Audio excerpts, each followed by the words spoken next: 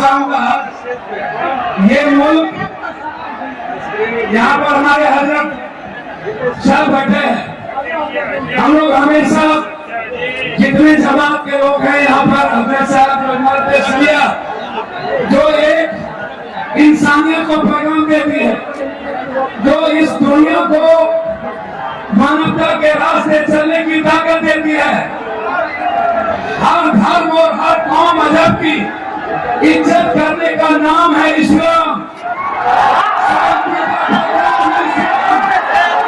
मोहब्बत का पैगाम है इस्लाम, कुर्बानी का नाम है इस्लाम, इंसानियत को जिंदा करने का नाम है इस्लाम।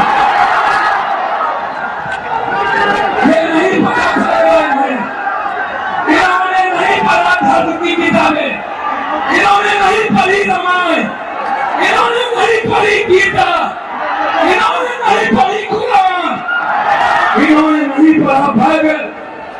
ये सिर्फ एक चश्मे से इन्होंने संविधान को नहीं पढ़ा, ये संविधान को नहीं मानते, ये मुसलमान के विरोधी नहीं है, ये मुसलमान के हाल में सनातन की संस्कृति को मिटाना चाहते हैं। ये मुसलमान के नाम में दलित आदिवासी के अधिकार को छीनना चाहते हैं। कहीं पे निगाहें, कहीं पे निशाना, ये मुसलमान का कुछ नहीं निकाल सकते। जिसका इतिहास हजरत हुसैन का हो, उन्हें नहीं पता कुर्बानी का इतिहास बहुत बड़ी ताकत है। याद रखना, वो लोग जो लोग नहीं जानते, ये हिंदू राष्ट्र की बात नहीं है। पूरी दुनिया सिर्फ संविधान को मानते। थोड़ा सा ये जमात कुछ नहीं है यहाँ आगे, इससे हिंदू का पूरे पतला पटा हुआ है। मोदी जी, आप क्या जब हिटलर नहीं है तो आप कैसे रहोगे? कोई नहीं बचा है इस मुल्क में, सिर्फ मोहब्बत बचेगी, इस मुल्क में सिर्फ सच्चाई बचेगा। और किसके हाथ में भारत का झंडा और एक हाथ में गीता कुरान होगा और एक हाथ में संविधान होगा, वही इस मुल्क को चलाएगा। आप मत सोचिए, आप तो मरने वाले कौन है? मोदी को नहीं पता, जो मोहम्मद साहब को मानते हैं इस्लाम को, वो दुनिया में किसी से नहीं डरते। जो मीर में गीता की बात करता है, इन्हें शांति का पैगाम नहीं पता। अरे मोदी जी, ताकत उस हाथ में है। जब प्रियंका गांधी ने हिंदुस्तान के सवाल पर झोला लगा करके हिंदुस्तान के उस पार्लियामेंट जाता है और कहता है सेव इंसानियत, सेव ह्यूमनिज्म, सेव ह्यूमनिटी, उसमें ताकत है। आवाज देते हैं वो लोग, जो लोग डरते हैं विचारों का नाम लेने से, जो लोग डर जाते हैं सियासत के कुर्सी के कारण, वो मुसलमान से और इस्लाम से मोहब्बत नहीं कर सकता। भैया आप बिल्कुल मत घबराइए। 243 सांसद बिल के सपोर्ट में वोट दिया है। जिस मुल्क में 243 सांसद वक्त के साथ खड़ा हो, उस वक्त बिल को कोई इस धरती पर जितनी ताकत लगा लेना होगा लगा लो। जब तक सुप्रीम कोर्ट और लोकसभा है, मेरे वक्त को कोई छू भी नहीं सकता। वक्त की जमीन किसी मुसलमानों की नहीं है, वक्त की जमीन इस्लाम के नाम से अल्लाह की जमीन है।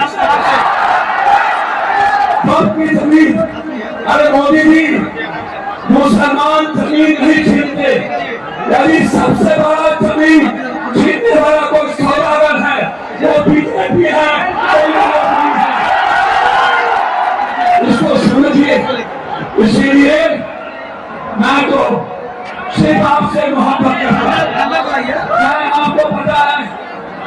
मुल्क में मैं बिल्कुल क्लियर हूं। जो भी धर्म और जाति के नाम पर हमला करेगा उसे पप्पू यादव से झगड़ना। अंत में एक बात कहना चाहता हूं, एनआरसी से नहीं जीते, सीए से नहीं जीते, ये तलाक से नहीं जीते, ये कब्रिस्तान शमशान ईद तकलीफ से नहीं जीते, ये जिंदा और पाकिस्तान से नहीं जीते। अब ये चुनाव आयोग के द्वारा 4,70,00,000 वोटों के गरीबों के वोट को छीन कर ये बिहार में चुनाव लड़ना चाहते हैं। आप जोर से बोलिए, क्या वोटर को छीनने देंगे? चुनाव आयोग के खिलाफ जंग लड़ेंगे ना। ये प्रॉक्सी मार किया है, मेरे पीठ पर खंजर होता है और 1 महीने के अंदर इस मुल्क का जो 4 करोड़ 42 बार है, 4 करोड़ 70 लाख, आपको में 4 करोड़ 70 लाख को बेघर करना चाहता है। क्या आप जाने देंगे? इन्हीं शब्दों के साथ मैं आपको कह देता हूँ, जब जब संविधान पर हमले होंगे, जब जब किसी शांति और मानवता के लिए जीने वाला इस्लाम हो या सिख सनातन पर हमला होगा और ये पाखंडी भावों से लेकर नरेंद्र मोदी जी लेकिन ये मुल्क आपको बर्दाश्त नहीं करेगा। बहुत बहुत आपको धन्यवाद। अल्लाह हाफिज। हम लोग जिंदा है और जब तक लोग जिंदा है तब तक कोई आपका बाप भाला नहीं कर सकता।